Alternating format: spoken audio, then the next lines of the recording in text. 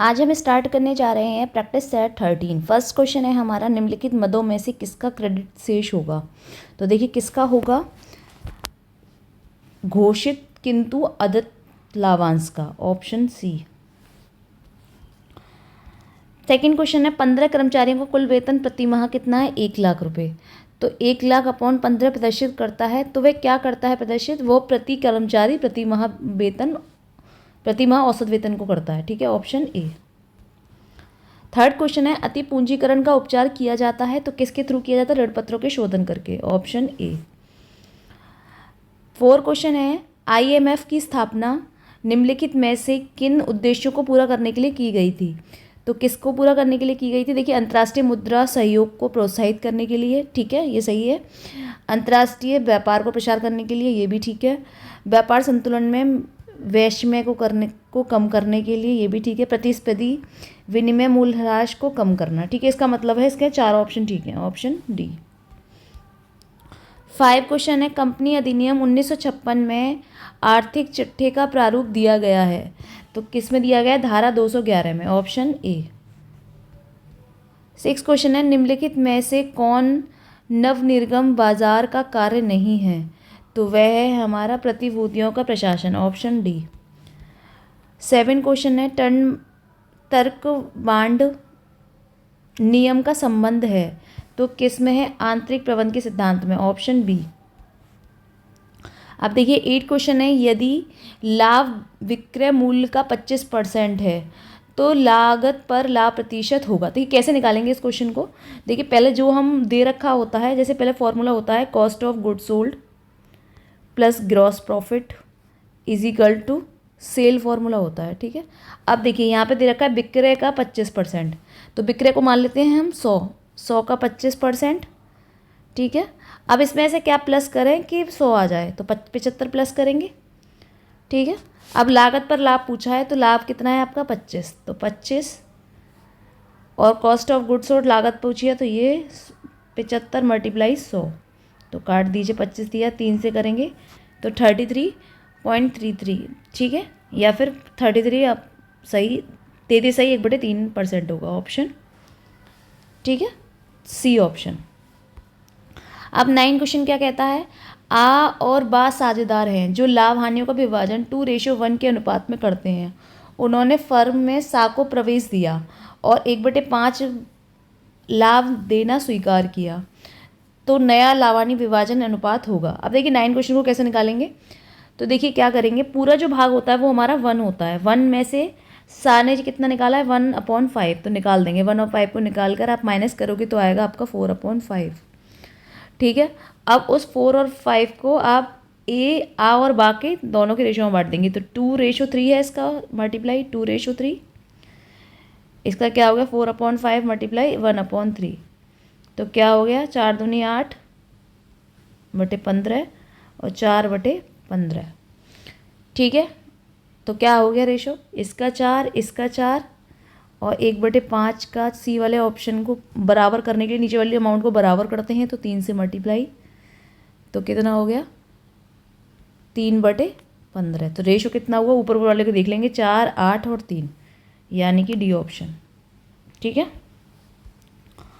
अब 10 क्वेश्चन क्या है, XYZ 1/2, 2/5, 1/10 के अनुपात में भागीदार है, ठीक है। यदि X रिटायर होता है तो बाकी भागीदारों की नई भागीदारी अनुपात क्या होगा। तो कैसे निकाल देंगे, देखिए तीनों के रेशो कितने हैं आपके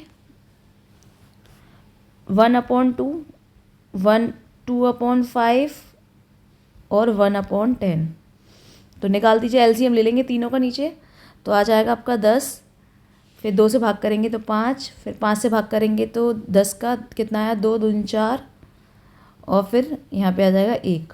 अब कौन सा रिटायर हुआ है, X रिटायर हुआ है, तो X का रेशो ये था, तो बचे कौन Y और Z, तो यानी 4:1, ठीक है।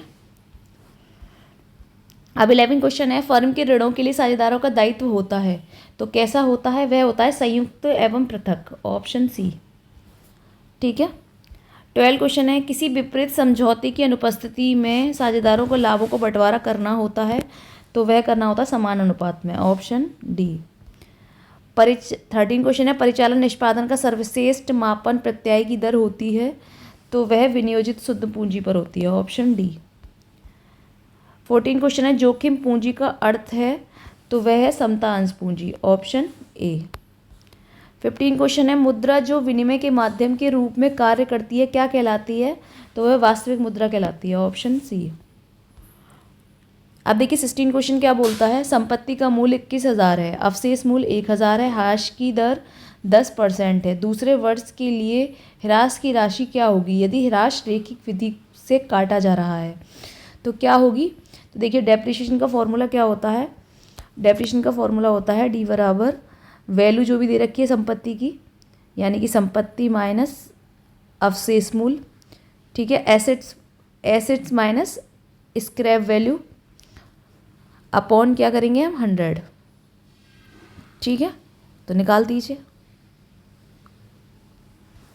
इसमें से घटाया कितने आ गया 20,000, 20,000 का 10 से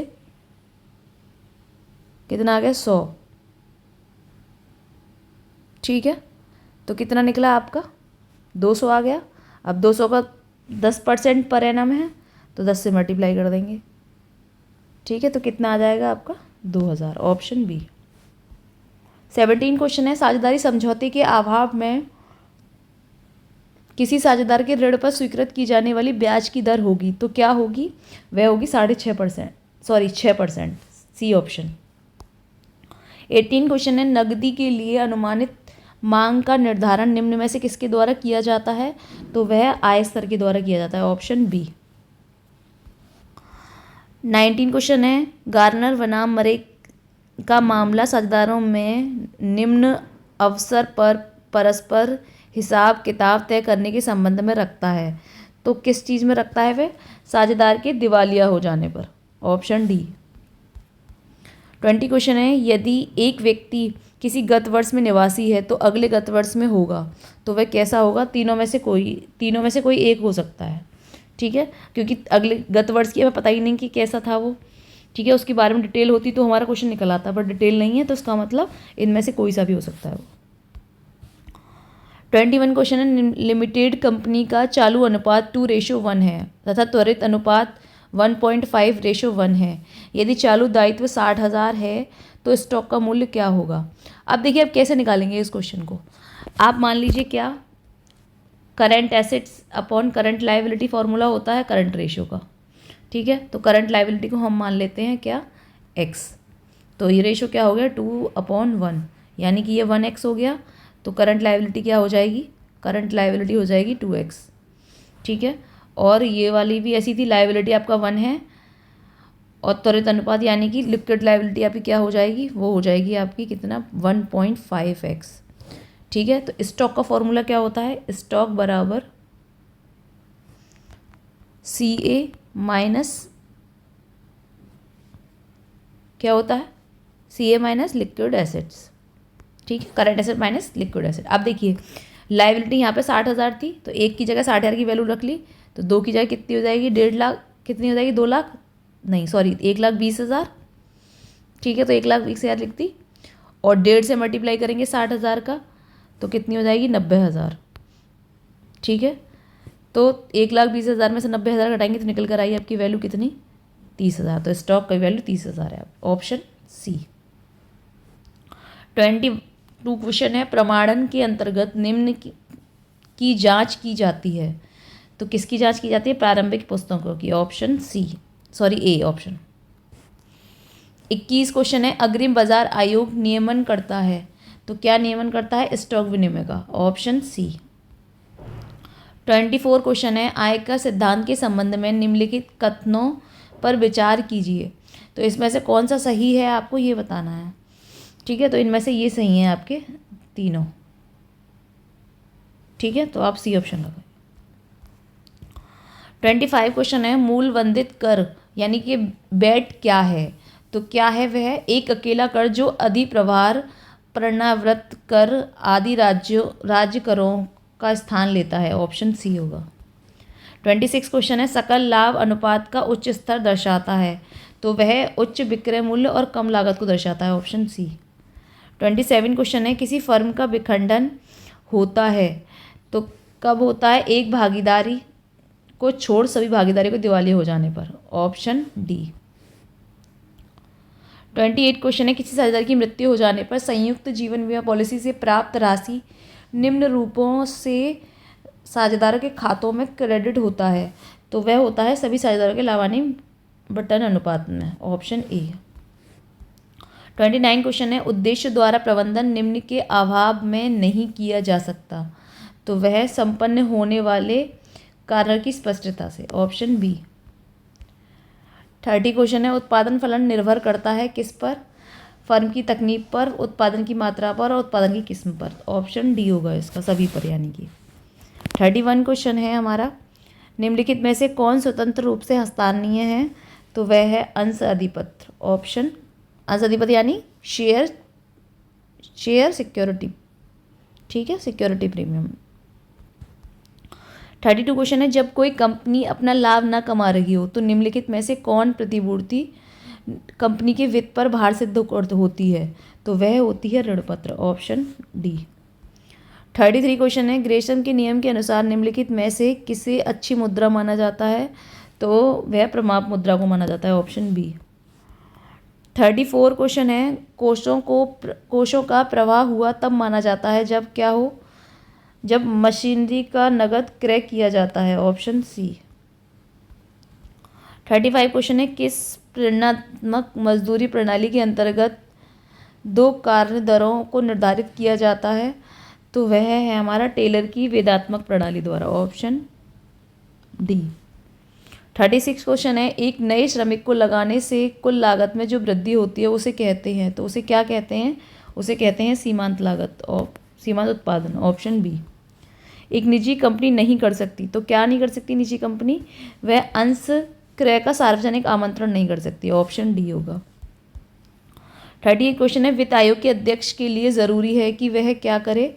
तो वह सार्वजनिक मामले के अनुभव वाला व्यक्ति हो। Option D. 39 क्वेश्चन है, पेटेंट के नवीनीकरण के लिए दी गई फीस? तो वह अस्थगित आगम व्यय होगी। Option C. तो 40 क्वेश्चन है, हासमान प्रतिफल नियम संबंधित है? तो किससे संबंधित है? एक परिवर्तनशील साधन के सीमांत उत्पाद से। Option B. 41 क्वेश्चन है, फाइलिंग की किस विधि में फाइलों तथा फोल्डरों का क्षैतिज अवस्था में रखा जाता है? तो वह बॉक्स फाइलिंग विधि में। Option D.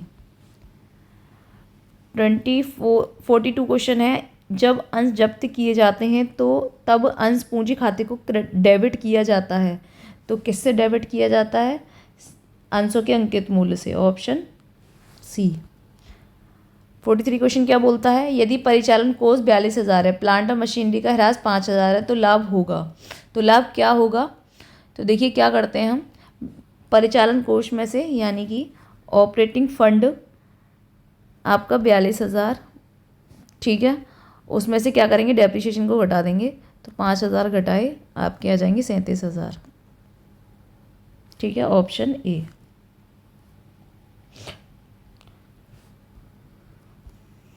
44 क्वेश्चन है, एक योजना जब संख्यात्मक रूप से व्यक्त की जाती है तब कहलाती है, तो क्या कहलाती है? वह बजट कहलाती है। Option D. 45 क्वेश्चन है, निम्न परिस्थितियों में से किसने कंपनी सचिव उत्तरदायी नहीं है? तो किस में नहीं है? वह निर्धारित समय जहाँ सीमा के भीतर वैधानिक सभा नहीं बुलाता, वह वैधानिक सभा को नहीं बुला सकता, ठीक है। 46 क्वेश्चन है, पूर्वाधिकार अंशों का शोधन किया जा सकता है? तो वह लाभांश के लिए रखे गए लाभ द्वारा और नए अंशों के निगमन द्वारा। ऑप्शन सी होगा।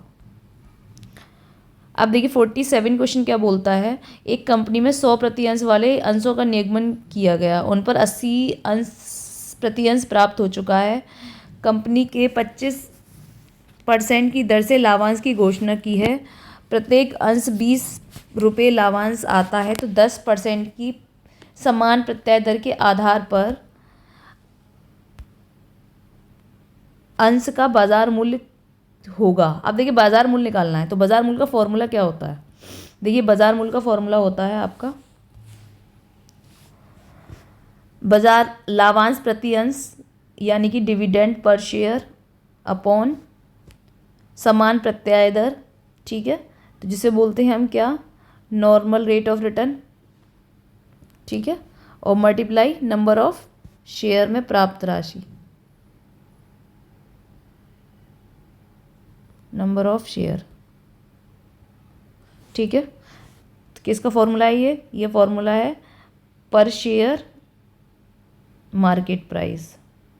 ठीक है, तो कैसे निकालेंगे अब देखिए, लाभांश प्रतिअंश कितना है हमारा, डीपीएस देखिए ये थे हमारे 100 का 25% निकाल देंगे यानी कि 25, ये हो गया आपका डिविडेंड पर शेयर। ठीक है, फिर क्या था, प्रत्यय दर कितनी है, तो 10% थी प्रत्यय दर, हाँ है ना, 10 हो गया।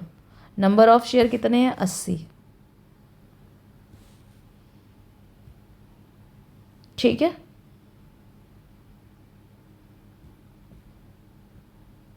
कर दीजिए फिर, इसका इससे काटा। ठीक है, 8 आ गया, 25 अट्टे कितने हो गए, 200, ऑप्शन डी। 48 क्वेश्चन है, निम्न अभिकथन है ये, एवं तक्र पर विचार कीजिए। तो अभिकथन क्या है हमारा, कर वंचना यानी टैक्स को जो बचाते हैं, करदाता की बुद्धिमत्ता का परिचायक है। और आर क्या है, कर वंचना में करदाता कर नियमों का उल्लंघन करते हुए सरकार को कम कर चुकाता है। तो क्या बोलना चाह रहे हैं, सीधे सीधे ये बोलना चाह रहे हैं कि बुद्धिमत्ता का टैक्स बचाना क्या है, बुद्धिमत्ता का कारण है, ये बुद्धिमत्ता है, मतलब ये कहना चाह रहे हैं। तो ये का मतलब ये तो गलत है, ये बोला चाहे नियमों का उल्लंघन करते हुए सरकार को कम कर चुकाता है, ये तो सही है। नियमों का उल्लंघन करता है जब भी तो सरकार को कम कर चुकाता है। ठीक है, तो ऑप्शन आपका क्या होगा, एक गलत आर सही, यानी कि ऑप्शन डी। ठीक है, 49 क्वेश्चन बोल रहा है, निम्नलिखित समीकरणों में से कौन सा एक सही है। तो जहाँ एमआरपी यानी कि सीमांत आगम उत्पादकता और एमपीपी यानी कि सीमांत भौतिक उत्पादकता, एमआर यानी कि सीमांत आगम, तो क्या सही है, इनके फॉर्मूले बताना कौन सा फॉर्मूला आपका सही है। ठीक है, तो एमआरपी क्या होता है फॉर्मूले में, MRP is equal to MPP multiply MR multiply, यानी कि ये वाला ऑप्शन, ऑप्शन बी। 50 क्वेश्चन है, निम्न मदों में से कोष के प्रयोग का समूह कौन है। तो कौन सा है, तो देखिए संचालक में हानि कोष का है ये। ठीक है, संचालक में हानि हो गई, और ऋण पत्रों का शोधन, और क्या है आपका लाभांशों का भुगतान, यानी कि बी ऑप्शन। ठीक है, 51 क्वेश्चन है, औपचारिक संगठन की कार्य योजना का प्रारूप जो संगठन के आंतरिक अधिकार रेखाओं को इंगित करता है क्या कहलाता है। तो संगठन प्रारूप कहलाता है, ऑप्शन सी। 52 क्वेश्चन है, विभेदात्मक मजदूरी पद्धति की घोषणा किसने की थी। तो वह किसने की है आपकी, टेलर ने, ऑप्शन सी। 53 क्वेश्चन है, जब कार्यशील पूंजी 60,000 है, चालू अनुपात 3:1 है, तो चालू देनदारी कितनी होगी। तो देखिए कार्यशील पूंजी का फॉर्मूला क्या होता है, कार्यशील पूंजी या वर्किंग कैपिटल का फॉर्मूला होता है current assets minus current liability. Current liability आपको दे रखी है, नहीं ये दे रखा है 60,000 रुपये। ठीक है, करंट एसेट हमारा एक्स मान लेंगे 3x और करंट लायबिलिटी 1x, तो यानी कि 2x बराबर कितना है आपका 60,000, तो 1x बराबर कितना हो जाएगा 30,000, तो वैल्यू यही हो जाएगी ऑप्शन ए। 54 क्वेश्चन बोल रहा है, व्युत्पन्न मांग का अर्थ है, तो क्या है वह, एक उत्पादन के साधन की मांग, ऑप्शन डी। 55 क्वेश्चन है, निधि प्रवाह विवरण का मूल्य उद्देश्य निम्नलिखित को इंगित करता है, तो किसको करता है, कार्यशील पूंजी में वृद्धि अथवा कमी को, ऑप्शन डी। 56 क्वेश्चन है, निम्न में से कौन सा कथन सही है, तो वह है हमारा पट नियंत्रण की एक तकनीक, ऑप्शन ए। 57 क्वेश्चन है, साझेदारी लेखांकन से संबंधित असत्य कथन की पहचान करें। साझेदारी में क्या होता है, साझेदारी में पारिश्रमिक जो होता है वो कुल लाभ से सर्वाधिक लाभ है, सर्वाधिक भाग है, नहीं ऐसा नहीं होता, ऑप्शन बी होगा। 58 क्वेश्चन है, परिवर्तनशील अनुपातों के नियम की व्यवस्था कितनी है, तो वह है हमारी 3। ठीक है, ऑप्शन बी। अब क्या बोल रहे हैं, 59 बोल रहा है क्रय की राशि क्या होगी। देखिए प्रारंभिक दे रखा है, फॉर्मूला क्या होता है, फॉर्मूला लिख लेते हैं। कॉस्ट ऑफ गुड्स सोल्ड का फॉर्मूला निकालना है, ओपनिंग प्लस परचेज, ठीक है, प्लस परचेज माइनस क्लोजिंग, ठीक है। तो कॉस्ट ऑफ गुड्स सोल्ड दे रखा है आपको 80,000, ओपनिंग कितना दे रखा है, ओपनिंग दे रखा है हाँ 10,000, ठीक है। परचेज आपको दे नहीं रखा, क्लोजिंग कितना दे रखा है 8,000, ठीक है। तो 80,000 ये थे, प्लस की जगह माइनस है इधर, तो इधर प्लस में ले जाएंगे 8,000, और माइनस प्लस में है, देखिए 10,000 प्लस में है तो यहाँ आ जाएंगे माइनस में, ठीक है। 88,000 में से 10,000 घटा देंगे तो आपका 78,000 इज इक्वल टू पी। तो वैल्यू क्या हो गई क्रय की 78,000, ऑप्शन ए। 60 क्वेश्चन बोल रहा है आयकर से संबंधित निम्न कथनों पर विचार कीजिए। आयकर आधार को बढ़ाने के लिए 1 अप्रैल 2009 को BCTT लागू किया गया, या फिर BCTT का उद्देश्य अधिक बैंकिंग लेन देन करने वालों की पहचान करना है। तो क्या है, देखिए ये तो BCTT 2009 में नहीं किया गया था, ठीक है। तो ये इसका मतलब ये तो गलत है। तो इसका उद्देश्य बैंकिंग लेन देन करने वालों की पहचान करना है, हाँ ये बिल्कुल ठीक है। तो इसका ऑप्शन होगा बी, ठीक है। 61 क्वेश्चन है, आप एक्स और वाई एक साझेदारी के लिए सहमत हुए। एक्स 15,000 की संपत्ति लाता है तथा साझेदारी में आधा समय देता है, वाई 20,000 नगद लाता है यानी पूरा समय देता है। तो साझेदार किन अनुपात में लाभ बांटेगा। अब देखिए ना तो कोई अनुपात दे रखा है, ना कुछ चीज़ दे रखी है, तो ना कुछ डिसाइड दे रखा है। तो जब हम कुछ चीज़ें ना दे रखी हों तो क्या करते हैं, हम बराबर बराबर के रेशो में बांटते हैं। तो डी आंसर आएगा इसका, ठीक है। 62 क्वेश्चन, निम्न में से कौन सा समसीमांत उपयोगिता का नियम के नाम से नहीं जाना जाता। तो वह होता है गोसेन का प्रथम नियम के, ऑप्शन बी। 63 क्वेश्चन है, गार्नर बनाम मरे नियम लागू होता है, कब लागू होता है, जब कुछ साझेदार दिवालिया हों, ऑप्शन सी। 64 क्वेश्चन है, संगति ना कि असंगति प्रमुख सिद्धांत है, तो किसका सिद्धांत है, वैज्ञानिक प्रबंध का, ऑप्शन ए। 65 क्वेश्चन है, एक कंपनी क्रय कर सकती है स्वयं किसको, ऋण पत्रों को, ऑप्शन सी। 66 क्वेश्चन है, एक किसी अवकाश ग्रहण करने वाले साझेदार को देय राशि का तुरंत भुगतान नहीं किया जाता तो उसे अंतरित कर देते हैं, तो किस में, ऋण खाते में, ऑप्शन बी। 67 क्वेश्चन है, यदि एक्स कंपनी की प्रति अंश आय 15 है, समान कंपनियों की कीमत आय अनुपात 10 है, तो एक्स कंपनी के अंशों का मार्केट प्राइस। अब देखिए मार्केट प्राइस का फॉर्मूला लगाना है, तो लगा दीजिए।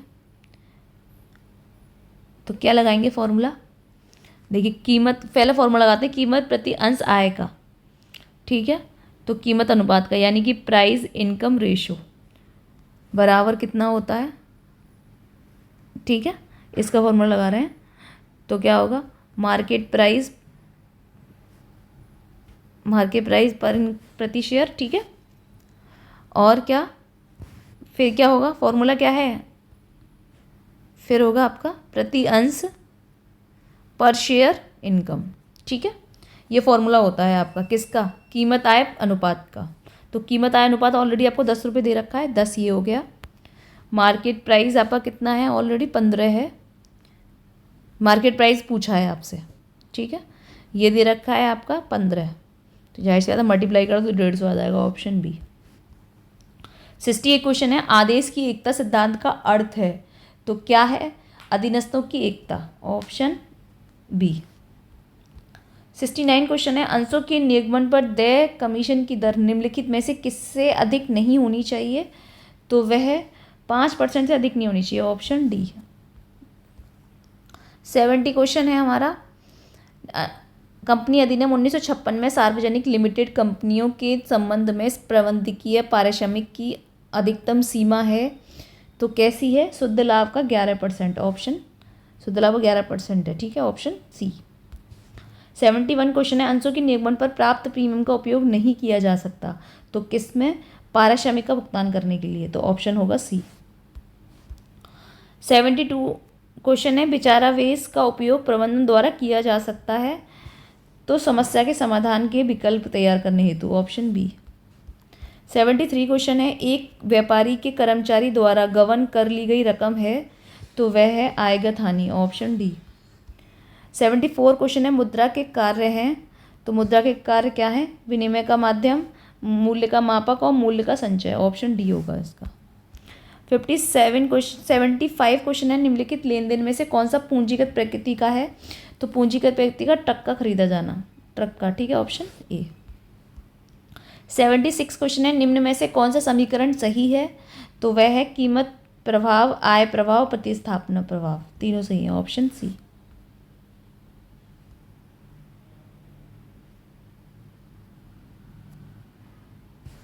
देखिए इस क्वेश्चन में कुछ गड़बड़ है, ठीक है, इस क्वेश्चन में से हटा दीजिएगा, इस क्वेश्चन में कुछ गड़बड़ है। देखिए इस क्वेश्चन में कुछ ना चिन्ह लग रहे हैं, निशान लग रहे हैं, यानी कि, ठीक है, मतलब परसेंट, डिवाइड के, मल्टीप्लाई के, तो है ना, इसमें कुछ गड़बड़ है, इसे हटा दीजिएगा, ठीक है। 77 क्वेश्चन है, एक कंपनी के चिट्ठे में अयाचित लाभांश को दिखाया जाता है निम्न शीर्षक के अंतर्गत, तो वह होगा चालू दायित्व, ऑप्शन सी।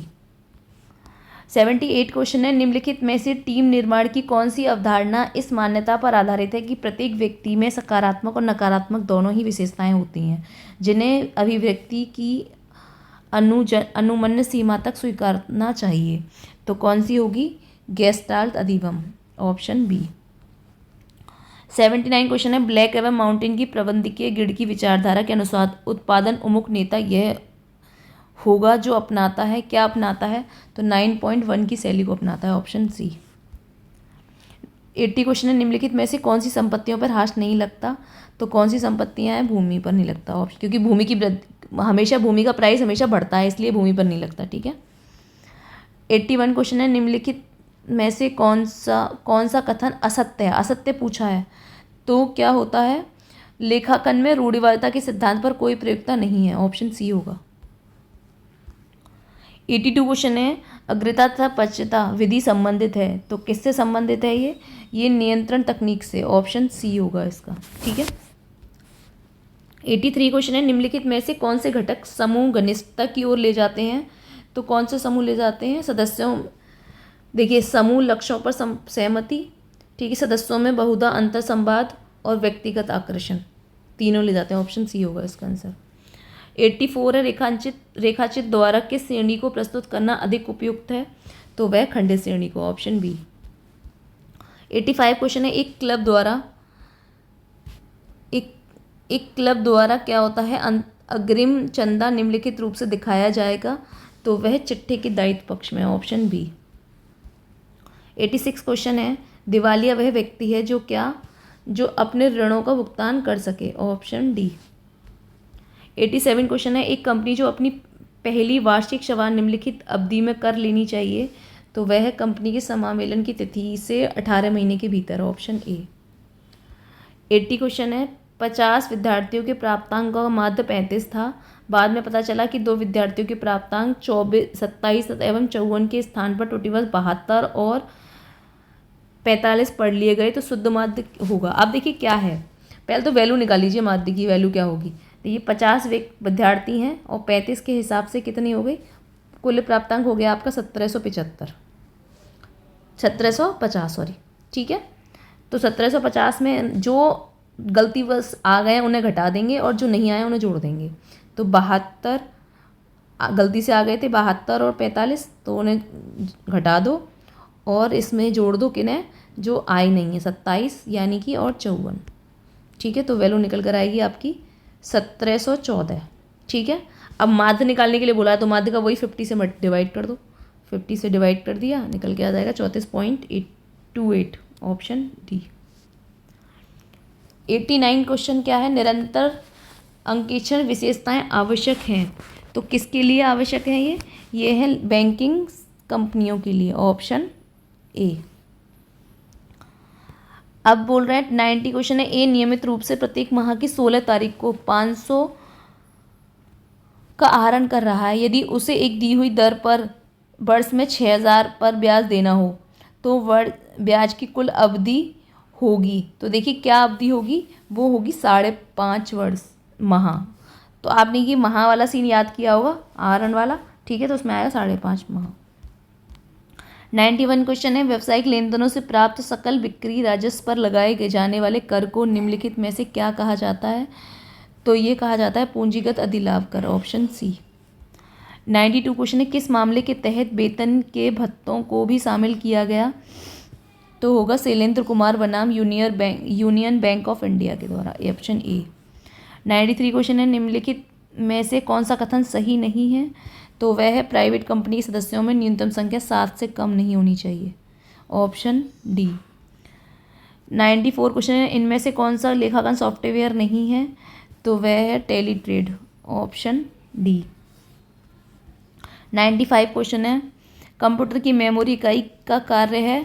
तो वह है समंकों का संग्रहण करना, ऑप्शन डी। 96 क्वेश्चन है, वह सुधार आयोग के अध्यक्ष थे? तो कौन थे? K P Geeta Krishnan, option D. 97 question है, निम्नलिखित में से कौन सा कथन सत्य नहीं है? तो वह समता अंश पूंजी पर लाभांश घोषित करना निधि का उपयोग है, ऑप्शन बी। 98 क्वेश्चन है, मूल्य वृद्धि के समय स्कंद मूल्यांकन के किस तरीके के अंतर्गत चालू संपत्तियों को निचले मूल्य पर मूल्यांकन होगा? तो वह होगा लीफो पर, ऑप्शन ए। 99 क्वेश्चन है, एक वैधानिक अंकेक्षण द्वारा अंकेक्षण वर्ष भर किया जाता है तो वह क्या कहलाता है? वह कहलाता है चालू अंकेक्षण, ऑप्शन डी। 100 क्वेश्चन आ गया, विजय केलकर समिति की रिपोर्ट संबंधित थी? तो किससे संबंधित थी? वह है केवल केंद्र सुधारों से, केंद्र होगा, ठीक है, ऑप्शन डी। 101 क्वेश्चन है, लेखा पुस्तकों में न दर्ज किए जाने वाला एकमात्र मद है? तो वह है व्यापारिक छूट, ऑप्शन सी। 102 क्वेश्चन है, बंधक ऋण दिखाया जाता है? तो चिट्ठी के दायित्व पक्ष में, ऑप्शन ए। 103 क्वेश्चन है, कंपनी की वार्षिक साधारण सभा के लिए कम से कम कितने दिनों की नोटिस की आवश्यकता होती है? तो वह है 21 दिनों की नोटिस की, ऑप्शन बी। 104 क्वेश्चन है, निम्नलिखित कथनों पर विचार कीजिए। देखिए 2 पॉइंट दे रखे हैं, ठीक है, इनमें से बताना है कौन सा सही है, यानी कि, ठीक है। तो पूंजी संपत्ति हस्तांतरण से संपत्ति की बिक्री, विनिमय और किसी भी कानून के अंतर्गत संपत्ति का अनिवार्य अधिग्रहण शामिल है, बिल्कुल ठीक है। पूंजी लाभ उसी वर्ष की आय समझा जाता है जिस वर्ष में संपत्ति का प्रतिफल प्राप्त हो, नहीं, ये गलत होगा, ऑप्शन होगा आपका ए, ठीक है। 105 क्वेश्चन है, पूंजी निर्माण की प्रक्रिया निर्भर करती है? तो किस पर? बचतों पर, ऑप्शन डी। 106 क्वेश्चन है, अधिकार से परे सिद्धांत उन कार्यों को सन्निहित करता है जो क्या कर रही हो? पारदर्शी या नियम के उल्लिखित उद्देश्यों से परे हो, ऑप्शन सी। 107 क्वेश्चन है, एक पूर्णकालीन कंपनी संचालक का अधिकतम पारिश्रमिक लाभ के कितने प्रतिशत होता है? तो वह होता है 5%, ऑप्शन ए। 108 क्वेश्चन है, मूल प्रमाणक के अभाव में प्रयुक्त सहायक प्रमाणक कहलाता है? तो वह कहलाता है संपार्श्विक प्रमाणक, ऑप्शन ए। 109 क्वेश्चन है, एक कंपनी अपने नाम में परिवर्तन कर सकती है? तो वह करती है विशेष प्रस्ताव पारित करने के बाद केंद्र सरकार के अनुमोदन प्राप्त करके, ऑप्शन डी। 110 क्वेश्चन है, अंशों के प्रकार होते हैं? तो अंशों के प्रकार कितने होते हैं? 2। 111 क्वेश्चन है, निम्नलिखित में से कौन प्रपत्र कंपनी की वह जगत से संबंध परिभाषित करती है? तो वह है पार्षद सीमा नियम, ऑप्शन ए। 112 क्वेश्चन है, संयुक्त स्कंद वाली कंपनियों का पंजीकरण करना है तो कब करना है? अनिवार्य है उसका करना, ठीक है, ऑप्शन डी। 113 क्वेश्चन है, 2 वार्षिक सभा के मध्य अंतराल नहीं होना चाहिए? तो कितना नहीं होना चाहिए? 15 माह से अधिक नहीं होना चाहिए, ऑप्शन बी। 114 क्वेश्चन है, निम्नलिखित में से कौन सी पूंजी संरचना विश्लेषण की तकनीक नहीं है? तो वह पूंजी लागत, ऑप्शन ए। 115 क्वेश्चन है, निम्नलिखित अभिकथन एवं तर्क पर विचार कीजिए। तो क्या करना है? राज्य चाहे जो राज्य पर आरोपित और संग्रहित करने का अधिकार केंद्र सरकार को हस्तांतरित किया जा सकता है, बिल्कुल सही है। बिहार में कृषि भूमि पर संपदा शुल्क वसूली का अधिकार केंद्र सरकार को प्राप्त है, ठीक है, बिल्कुल सही है, दोनों सही हैं, ठीक है, ऑप्शन ए होगा इसका आंसर।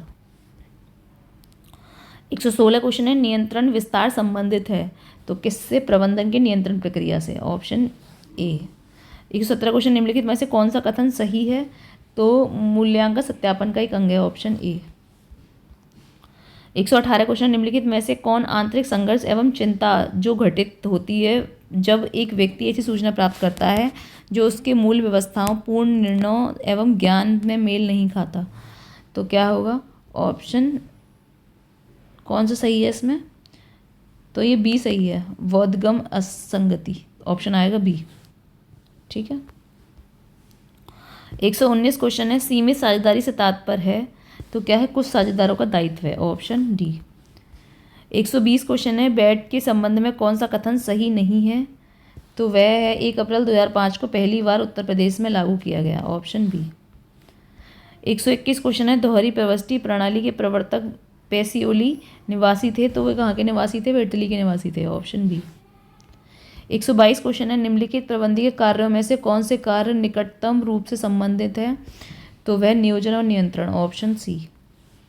123 क्वेश्चन है, निम्न कथनों पर विचार कीजिए, तो क्या करना है, सार्वजनिक लेखा रुपये निकालने के लिए संसद की अनुमति लेना आवश्यक नहीं है, बिल्कुल सही। आकस्मिक निधि राशि राष्ट्रपति के हस्ताक्षर के बाद ही निकाली जा सकती है, ये भी सही है, तो ऑप्शन आपका सी होगा। 124 क्वेश्चन है, एक मुक्त बाजार अर्थव्यवस्था के संसाधनों के वितरण का निर्धारण किया जाता है, तो कब किया जाता है, ग्राहकों की प्राथमिकता के आधार पर, ऑप्शन सी।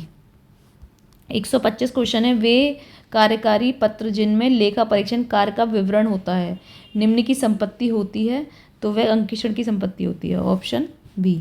आज की क्लास हम यहीं पे ख़त्म करते हैं, फिर मिलेंगे हम नेक्स्ट वीक, ठीक है। आपको मेरी क्लासेस पसंद आ रही है तो मेरे चैनल को लाइक कीजिए, सब्सक्राइब कीजिए और शेयर कीजिए। Thank you.